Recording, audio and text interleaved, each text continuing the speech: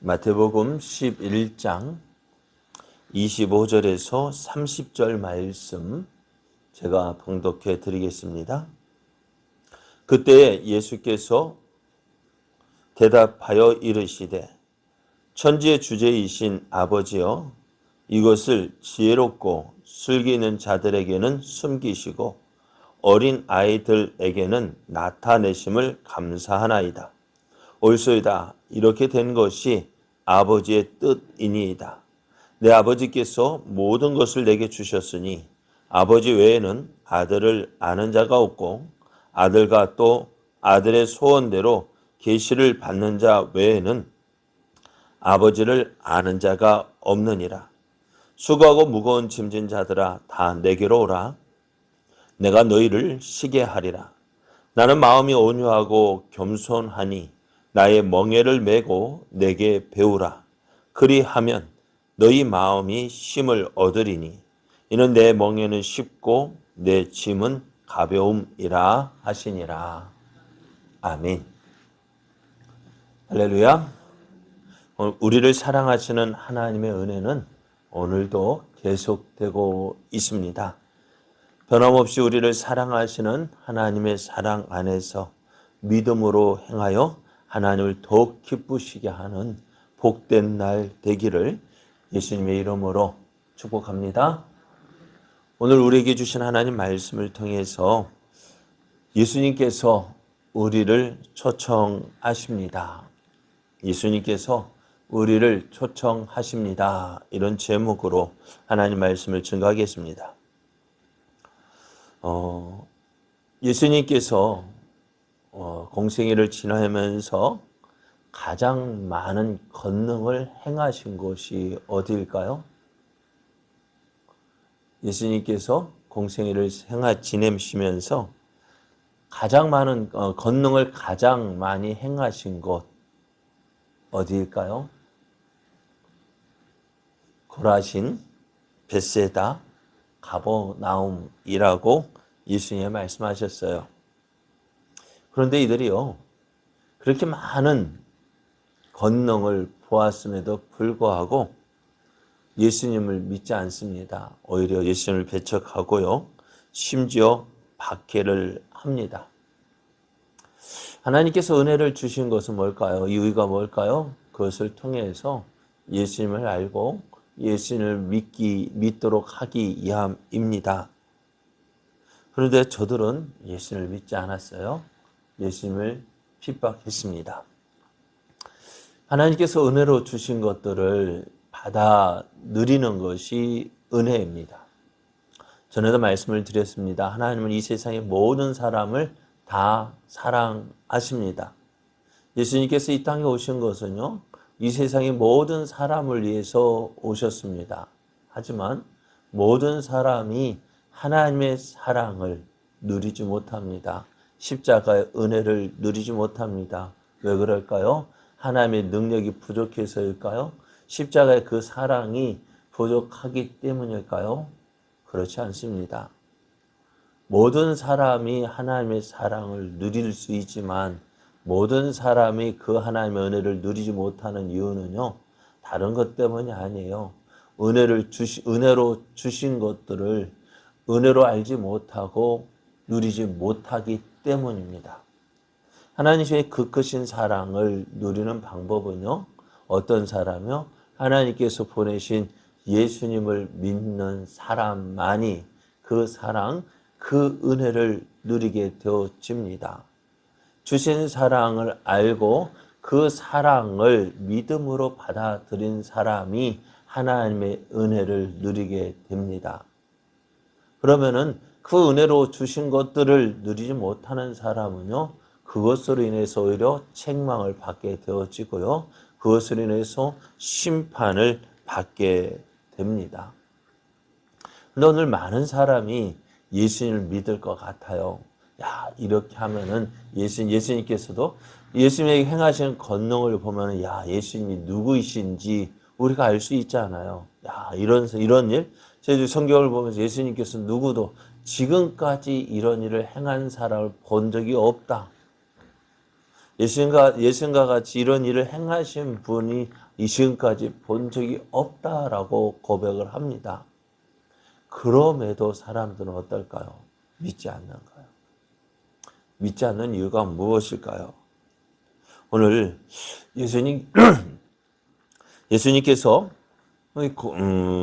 고라신, 벳세다, 가버나움을 책망하면서요. 믿지 않는 저들을 책망하면서도 하나님께 감사할 때에는요. 이렇게 되어지는 것이 하나님의 뜻이라고 말씀하셨어요. 예수님을 그렇게 보여주어도요. 믿지 않는 거 무엇 때문일까요? 그것이 하나님의 뜻이고 하나님의 지혜라고 하셨습니다. 근데 많은 사람이 다 믿을 것 같음에도 믿지 못하는 이유가 뭐냐? 오늘 그 이유가 27절에 있습니다. 내 아버지께서 모든 것을 내게 주셨으니 아버지 외에는 아들을 아는 자가 없고 아들과 또 아들의 소원대로 계시를 받는 자 외에는 아버지를 아는 자가 없다 했습니다. 아들과 또 아들의 소원대로 계시를 받는 사람.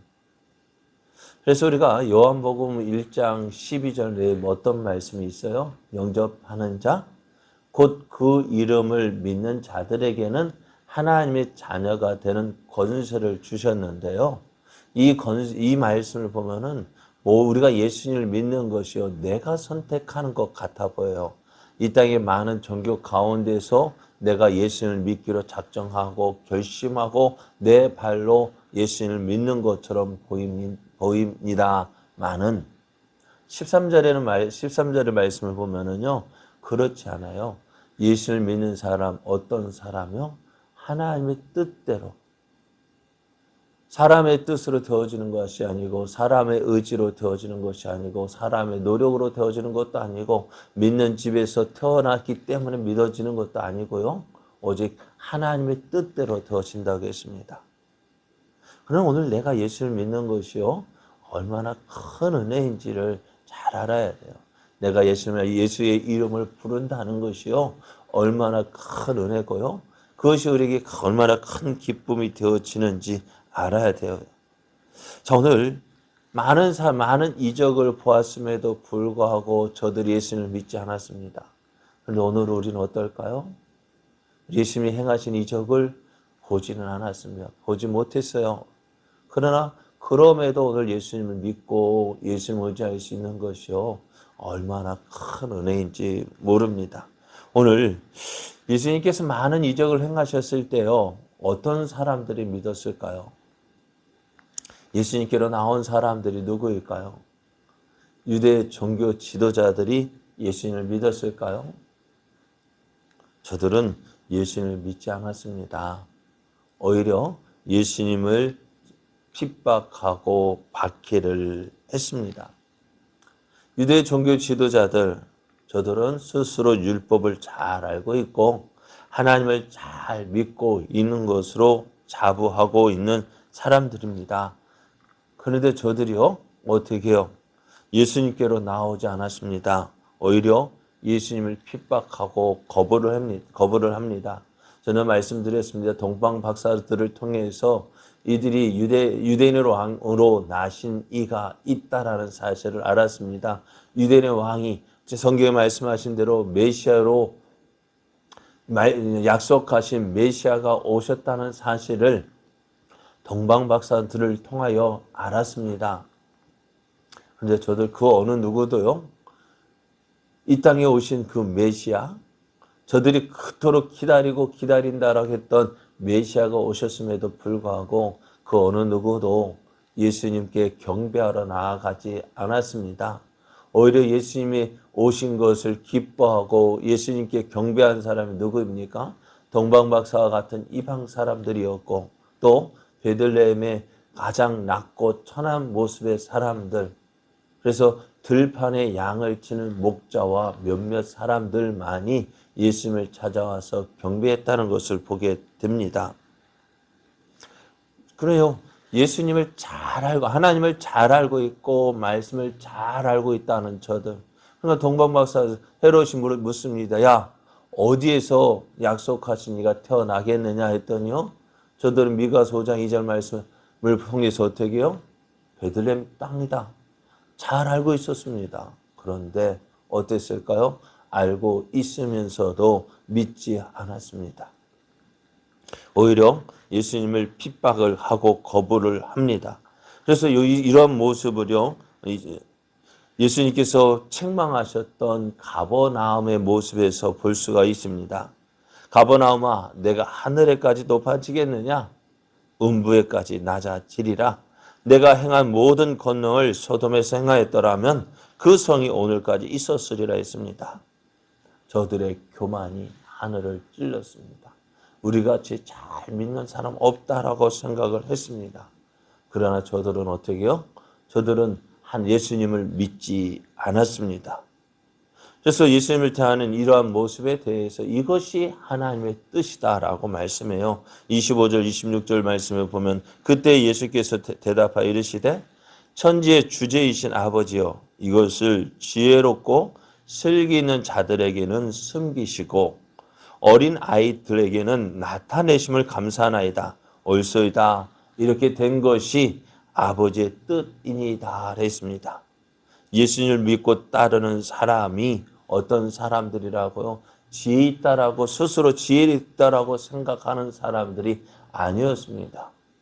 오히려 어떤 사람이요?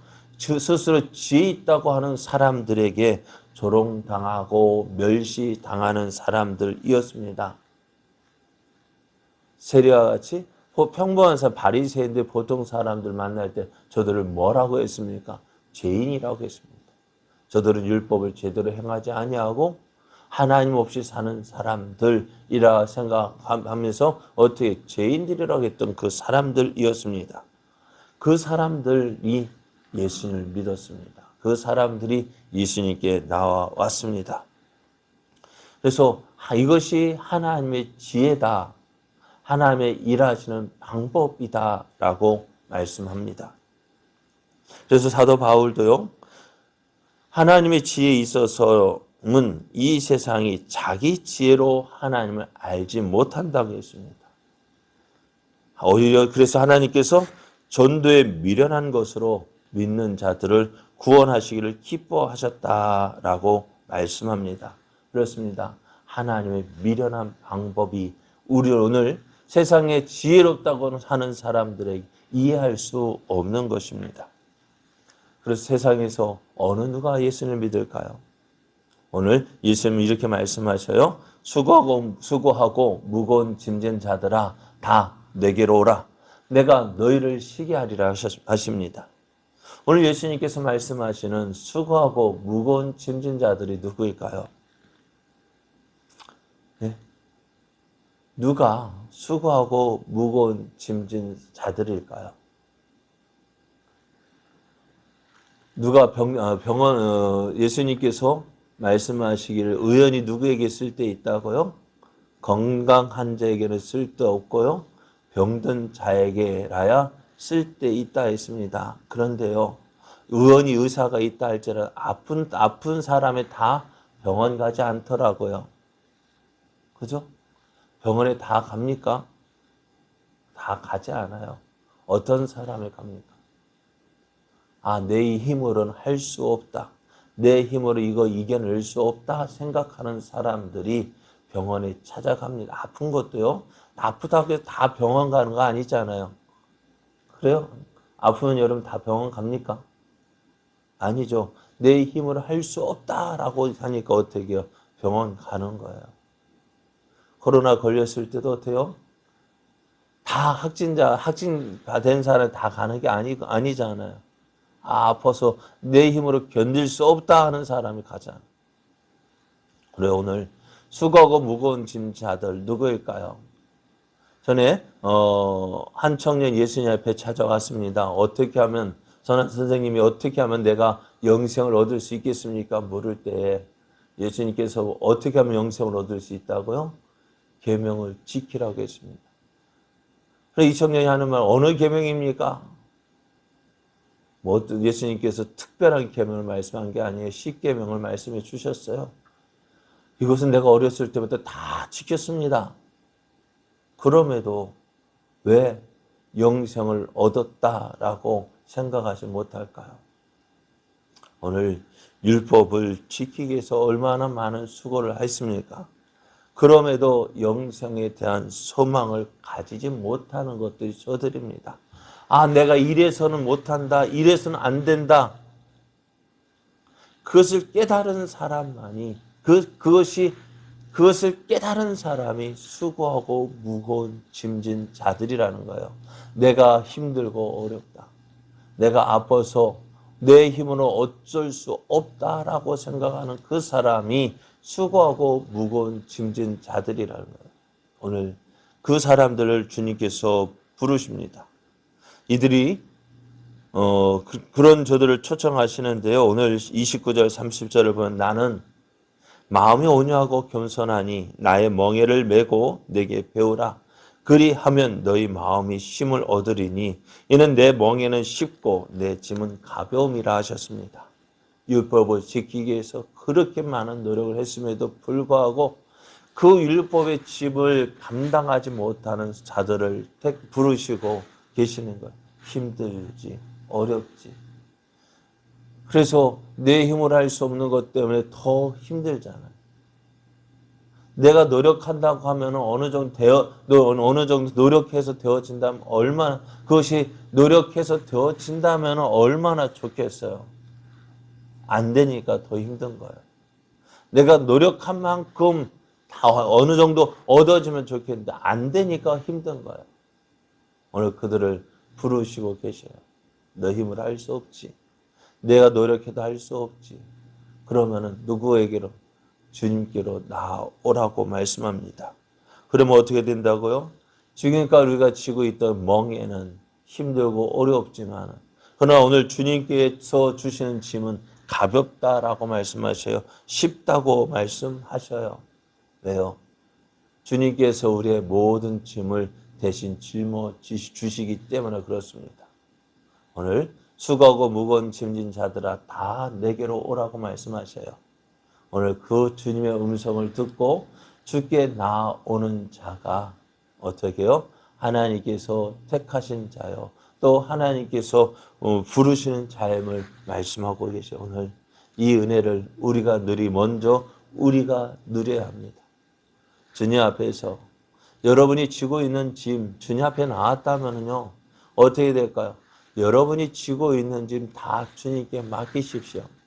오늘 이 아침 여러분 이 자리에 나온 이유가 뭐예요? 기도하기 위해서 나왔죠? 기도가 뭘까요?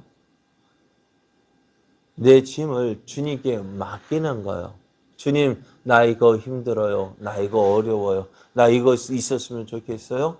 그 내가 지고 있는 짐을 누구에게 주님 책임져 주세요. 맡기는 거예요. 맡겼다면 어떻게 될까요? 여러분, 맡겼으면요 다시 찾아가지 마셔요. 기도의 자리 기도에 하면서 맡겼다면은요 맡긴 채로 돌아가시면 돼요. 주님께서 알아서 해결해 주실 거야. 주님께서 우리에게 좋은 거 주실 거야. 믿고 나갈 때에 그때 주님께서 일하시는데요. 기도하고 맡겼는데 또 다시 여기 자리에 일어설 때 주님 맡긴 짐 다시 돌려주세요 하고 짊어지는 사람이 얼마나 많아요. 주님이 주시는 짐, 그걸 대신 지십시오. 맡긴 짐 다시 찾지 말고 주님이 주신 짐, 주님을 믿고 주님을 의지하는 것, 그것으로 그것이 우리의 삶이 되어져야 합니다. 주님이 대신 짐, 우리가 지고 있는 짐 맡겼다면은 찾지 마시고 주님이 주시는 은혜로 주신 그 짐을 대신 짊어 주십시오. 주님을 믿고 의지하는 거예요. 오늘 하루도 이러한 삶이 되기를 원해요.